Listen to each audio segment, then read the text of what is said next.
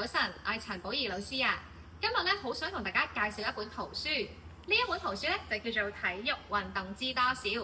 咁我哋全運會咧就啱啱已經閉幕禮完成咗啦。咁嚟緊咧都會有咧殘特奧會喎。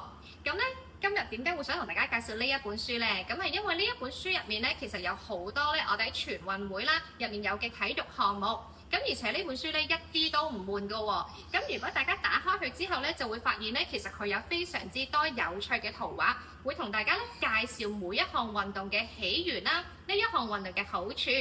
咁除咗咧入邊有好多體育知識之外咧，咁大家都知啦，我係中文科老師嚟噶嘛。因為呢本書入面咧，我發現咧佢有好多好好嘅標示語、好多嘅連接詞，喺介紹唔同嘅運動項目嘅時候咧，咁大家都可以咧留意下呢啲嘅標示語喎。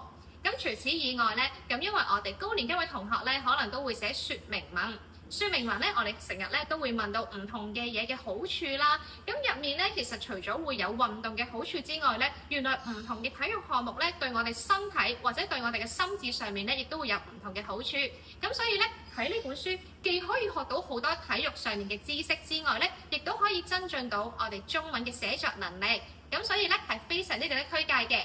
呢一本圖書咧就會放喺圖書館入面，各位同學快啲過嚟借啊！